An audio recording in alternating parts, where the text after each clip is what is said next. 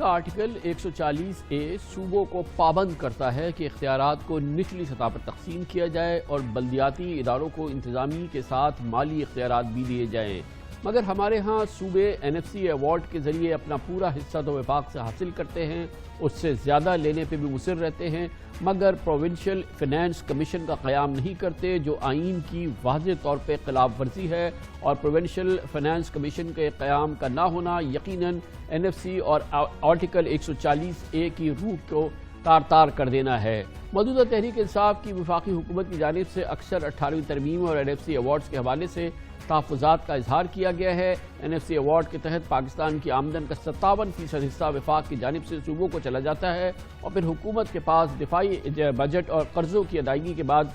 یقیناً کچھ نہیں بچتا، لٹرلی کچھ نہیں بچتا، یعنی یوں سمجھ لیجئے کہ NFC ایوارڈ نے وفاق کو کنگال کر دیا ہے۔ وزیر اعظم عمران خان خود بار بار یہ رونا روتے رہے ہیں۔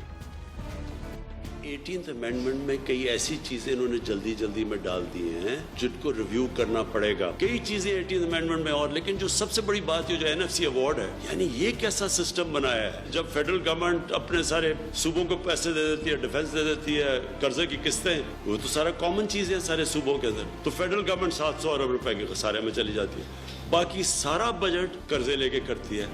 یہ پریکٹیکل نہیں ہے، اس کے اوپر ڈسکشن کی ضرورت ہے۔ کئی چیزیں جو 18ویں ترمیم میں انہوں نے جلدی کی ہیں اس کے اندر پرابلمز آ رہے ہیں، اور ان پرابلمز کو سارے صبح بیٹھ کے ڈسکشن کر کے ان کو ٹھیک کر دیں۔ انتہائی اہم بات یہ ہے کہ یہ رونا صرف PTI کی حکومت کا نہیں ہے، اس سے پہلے مسلم لیگ نون بھرپور انداز سے NFC کے حوالے سے بالکل یہی موقف اختیار کر چکی ہے، اس کا بار بار اظہار کر چکی ہے، جو ابھی آپ نے عمران خان صاحب سے سنا۔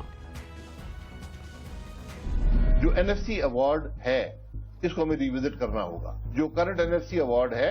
اس میں مرکز کے پاس اب پیسے بچتے ہی نہیں ہیں کہ وہ اپنے خرچات پورے کر سکیں، پیسے سب صوبوں کو چلے جاتے ہیں، 58% صوبوں کو جاتا ہے۔ جو ٹوٹل مرکز کے پاس پیسہ رہ جاتا ہے فیڈرل گورنمنٹ کے پاس، وہ صرف آپ کی ڈیٹ سروسنگ پوری کرتا ہے اور ڈیفنس کا ایک حصہ پورا کرتا ہے۔ ہمارا اسٹرکچر ہے نا NFC ایوارڈ کا، وہ اس طرح ہے، ہم 4000 ارب روپے لیتے ہیں، فیڈرل گورنمنٹ نے اس سال ٹیکس لیا جو، لیکن ہم 2400 ارب روپے صوبوں کو دے دیتے ہیں، تو 1600 ارب روپے ہمارے پاس رہتے ہیں، اس میں سے 1500 ارب روپے تو سود ہے، تو ٹوٹل آپ نے مجھے 100 ارب روپے دیے، بولا پوری حکومت چلاؤ، پوری فوج چلاؤ، پینشن دو، یہ نہیں ہو سکتا نا۔ جب تک آپ NFC ایوارڈ کو ریوزٹ نہیں کریں گے یہ نمبرز میچ نہیں کریں گے۔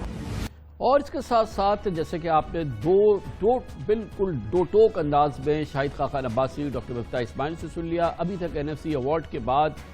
اس کے ذریعے صوبوں نے کھربوں روپے وصول بھی کر لیے ہیں۔ 2009-2010 میں اس کا حجم 642 تھا، جو 2019-20 میں بڑھ کر 2519 ارب روپے ہو چکا ہے، مگر صوبوں نے پچھلے 10 برسوں میں فنانس کمیشن بنانے کی، یعنی کہ پروونشل فنانس کمیشن بنانے کی زحمت نہیں کی ہے، آئینی شق تار تار ہو رہی ہے۔ سندھ میں اس کا سب سے بڑا اظہار ہو رہا ہے، جیتی جاگتی مثال سندھ کے وہ اضلاع ہیں جہاں پر حزب اختلاف کی ریپرزنٹیشن ہے، جہاں پہ پیپلز پارٹی مخالف ووٹ پڑتا ہے، ان اضلاع کا برا حال ہے، اور اس کی سب سے بڑی جیتی جاگتی مثال کراچی ہے، اور اس کی بدحالی ہے، جہاں پر یقیناً اس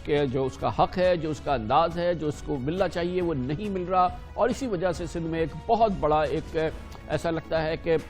سیاسی اور اختیارات کے حوالے سے جو لوگوں میں ڈیپریویشن ہے اس کا ایک بہت ہی خطرناک صورتحال جنم لے رہی ہے۔ اب اس حوالے سے ایک اہم ڈیولپمنٹ ہوئی ہے، جمعے کو سپریم کورٹ میں صوبوں میں اختیارات کو نچلی سطح تک منتقل کرنے اور پروونشل فنانس کمیشن کے قیام سے متعلق ایک درخواست پہ جسٹس مشیر عالم نے سماعت کی، اس کے اعتراضات ختم کر کے اسے سماعت کے لیے فکس کرنے کا کہہ دیا ہے۔ گویا کہ یہ معاملہ اب انشاءاللہ سپریم کورٹ آف پاکستان میں اس کی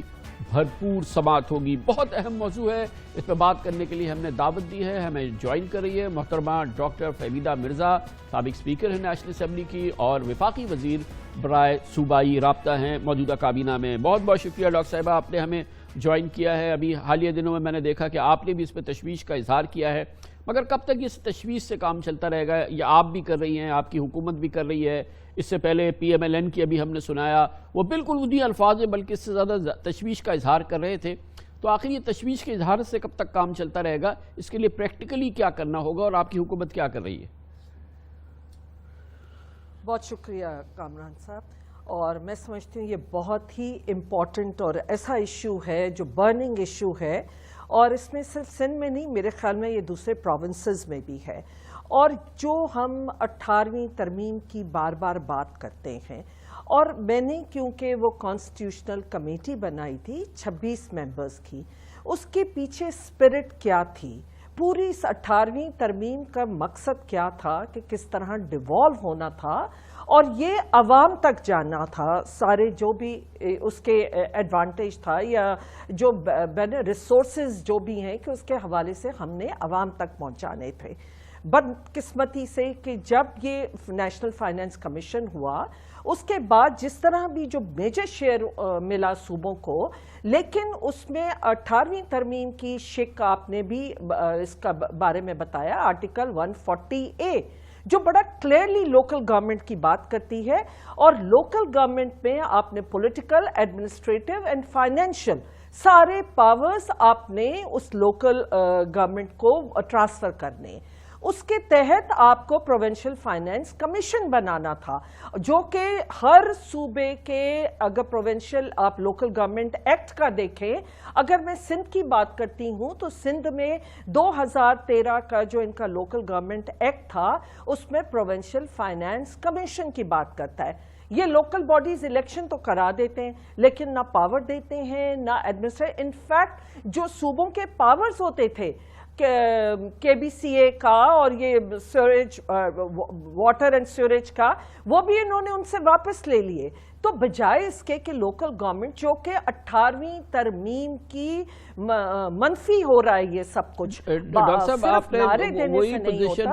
ری ایٹریٹ کی جو ایکچوئل پوزیشن ہے، جس کا بھی میں نے بھی ایک اوور ویو دیا تھا، لیکن اس کو چیلنج کیسے کریں گے، اس کو چینج کیسے کریں گے؟ جب 18ویں ترمیم بن رہی تھی، شاید آپ لوگوں نے یہ فورس ہی نہیں کیا تھا کہ اگر کوئی پروونس نہیں کرے گا تو اس کی سزا کیا ہوگی۔ اب وہ نہیں کر رہے، وہ کہتے ہیں ہمیں NFC ملتا رہے لیکن ہم نہیں دیں گے نیچے۔ یہ تو ایک کیلس، اور اس کی بہت اس کی کاسٹ ہوگی پھر یقیناً۔ جی دیکھیں، ایک کہاوت ہے کہ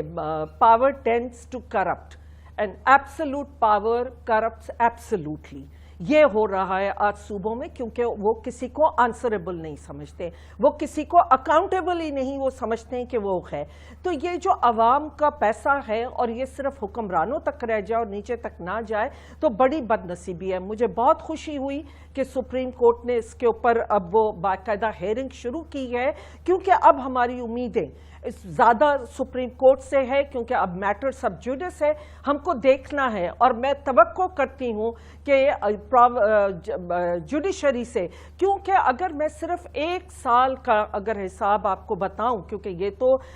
ہماری 18ویں ترمیم اور نیشنل فائنانس کمیشن جب آیا ہے یہ 2010 میں، اور اس وقت سے لے کے آپ یہ دیکھ لیجئے کہ آج پورے 11 سال ہو گئے ہیں کہ اربوں روپے، اور اگر میں 1 سال کا اٹھاتی ہوں تو صرف 630 ارب روپیہ فیڈرل گورنمنٹ نے ٹرانسفر کیا ہے صوبے کو۔ اور اس میں اگر آپ دیکھیے کہ آپ کس طرح ایک تو ڈویزیبل پول کا جا رہا ہے اور ایک ہے اسٹریٹ ٹرانسفر، پھر ہے اسپیشل گرانٹ۔ جو اسٹریٹ ٹرانسفرز تھیں وہ تو گیس اور ان کے جو بھی مد میں تھی، انہوں نے بدین جیسا ایریا، گھوٹکی جیسا ایریا، جہاں اگر ان کے خلاف ووٹ پڑتے ہیں تو وہاں پہ جو ان لوگوں کا صوبے کا رائٹ تھا، اس ڈسٹرکٹ کا رائٹ تھا کہ جو پروونشل فائنانس کمیشن کے تحت ان کو وہ پیسہ ملنا چاہیے تھا، اگر 63 ارب روپیہ اس مد میں سندھ میں گیا، آپ مجھے بتا دیجئے کہ وہ کس ڈسٹرکٹ میں لگا ہے۔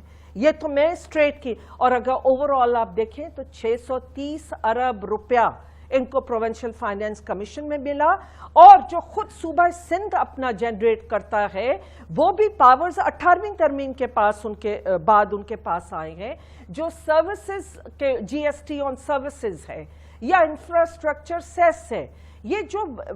بڑا شیئر ملا اس میں ان کو، اس کے تحت بھی اگر یہ کوئی 300 ارب سے اوپر وہاں پہ کماتے ہیں تو صرف صوبہ سندھ کو 1 سال میں 1 ٹریلین پیسے آئے ہیں۔ میں آپ کے ذریعے ان سے پوچھتی ہوں، اور میں جوڈیشری سے بھی یہ کہتی ہوں کہ اگر 1 ٹریلین صرف سندھ کو گیا ہے تو کیا آپ نے کس ڈسٹرکٹ میں لگایا، کس جگہ لگایا؟ انفراسٹرکچر سائز 63، آپ بتا دیجئے انفراسٹرکچر کا وہاں کیا حال ہے؟ وہ تو ابھی فلڈز میں ہی कराची जैसे शहर का वो हो गया, और आप रूरल को तो भूल जाइए जो वहाँ सूरत हाल है। क्लीन ड्रिंकिंग वाटर के लिए हम चीख रहे हैं, वो नहीं हो रहा। हेल्थ की मद में क्या है वो आपके सामने है। डॉक्टर साहब, हम क्योंकि इस प्रोग्राम में बहुत कवर करते रहते हैं कि आप तो उन इलाकों की बात कर रही हैं जो पीपल्स पार्टी को वोट नहीं देते, बदीन, घोटकी और दूसरे इलाके हैं, कराची वोट नहीं देता। ये तो निशान इबरत अगर इन्होंने बना दिया है तो समझ में आता है कि भी वोट नहीं देते। जहाँ जो इनको वोट देता है, जहाँ से पीपल्स पार्टी को वोट मिलता है, उन शहरों का भी हम हाल अपना दिखाते रहते हैं, वहाँ भी तबाही है। तो फिर ये 1 खरब रुपए जो थे ये किधर चले गए हैं? जी, मैं एक तो आपका ही कह दूं, वोट क्या मिलता है इनको, ये भी सिलेक्टेड गवर्नमेंट हैं, और इनको भी जिस तरह लाया गया है 2/3 मेजॉरिटी देके, वो भी किसी से छुपा हुआ नहीं है। लेकिन ये बदला, ये रिवेंज, जो democracy is the best revenge, वो हम देख रहे हैं कि ये जमहूरियत से जिस तरह का इंतकाम लिया जा रहा है वो हम सबके सामने है। 1 ट्रिलियन 1 साल में सिंध हुकूमत के पास गया। आज आप एजुकेशन का हाल देख लें, और कितना रोशन है सिंध। आपने तो वो प्रोग्राम देखा ही है ना, सिंध रोशन सिंध का, जो नैब में भी है, मैटर्स है। मैं तो नैब से भी बड़ी नाउम्मीद हुई हूँ कि जो कुछ मैटर्स उनके पास थे, जो कुछ 1 साल में इतना कुछ उनके सामने है, और जो एक पत्थर भी उठा के देखेंगे तो वहां पे अरबों रुपए की करप्शन आपके सामने आएगी। और अगर एजुकेशन डिपार्टमेंट की, आज भी मेरे हल्के में बच्चे प्रोटेस्ट में हैं कि अगर 600 स्टूडेंट हैं तो उनके ऊपर 1 टीचर मौजूद नहीं है 11वीं ग्रेड और 12वीं ग्रेड का। एजुकेशन का हाल बुरा है, हेल्थ का हाल बुरा है, पीने का साफ पानी नहीं है। मैं ये जानना चाहती हूँ कि 10 साल में हर साल अगर 1-1 ट्रिलियन इनके पास आया तो वो पैसा कहाँ गया? और क्योंकि प्रोविंशियल फाइनेंस कमीशन नहीं दिया जाता, उसलिए वो सिर्फ हुक्मरानों के हाथों तक महदूद होकर रह जाता है, और ये कंप्लीट एक कॉन्स्टिट्यूशन की वायोलेशन हो रही है। ये सिर्फ सियासी वो नहीं है, ये आर्टिकल 140A की वायोलेशन हो रही है। ये पूरे 18वीं तरमीम की वायोलेशन कर रहे हैं बाय नॉट इम्प्लीमेंटिंग इट। सिर्फ बातें करना बड़ा आसान है कि कह देना और फेडरल गवर्नमेंट पे डाल देना। मुझे तो हैरत हुई ये सुन के जब चीफ मिनिस्टर ने ये कहा कि वो प्राइम मिनिस्टर को अकाउंटेबल नहीं है। ये क्या कॉन्फेडरेशन है? State with in a state है क्या? हम कोई सेपरेट स्टेट्स हैं? ये एक वो है जो कायदे आजम का ख्वाब था। कायदे आजम का ख्वाब था कि आपको लोग ग्रास रूट पे आपने पावर देना था, प्रोविंशियल ऑटोनॉमी का था। अगर हमने वो किया तो उसका ये मतलब नहीं है, क्योंकि वो कमेटी जो मैंने कॉन्स्टिट्यूट की थी उसके पीछे क्या फॉर्मूला था और क्या मकासद थे। उसके लिए कामरान खान साहब, क्योंकि 26 मेंबर की वो कमेटी का कि मेरा मकसद ये था कि ग्रास रूट लेवल तक जाए और बलूचिस्तान की हम एहसास महरूमी को दूर कर सकें। और इतने सालों में अगर 10 साल में उठा के देखें तो वो पैसा जो मेजर शेयर था आपका NFC का 56% से ऊपर चलता गया, और फिर स्पेशल ग्रांट्स भी अलग दी जाती रहीं कि वो पैसे कहाँ गए। ये मेरा भी सवाल है, और मैं चाहूँगी कि इसमें हम, अगर मुझे पार्टी बनना पड़ा तो सुप्रीम कोर्ट में हम IPC के लिए तो वैसे ही शायद उनको वो करना पड़ेगा, लेकिन क्योंकि अभी उन्होंने नोटिस लिया है और मैं बहुत पुरुम्मीद हूँ और हमारी उम्मीद नजरें सुप्रीम कोर्ट की तरफ है। थैंक यू सो मच, बहुत बहुत शुक्रिया। मोहतरमा डॉक्टर फहमीदा मिर्ज़ा हमारे साथ थी, वफाकी वज़ीर बराए सूबाई राब्ता, साबिक स्पीकर कौमी असम्बली। 18वीं तरमीम में बड़ा कलीदी किरदार था डॉक्टर साहिबा का, और जो सिंध की सूरत हाल है और प्रोविंशियल फाइनेंस कमीशन नहीं बना सूबों में, उसके जो असरात सिंध में हुए हैं, जो उसके कर्बनाक असरात हैं, जो उसके इंतहाई ख़तरनाक सियासी असरात हैं, उस पर बड़ी इंपॉर्टेंट बात करी थी डॉक्टर फहमीदा मिर्ज़ा।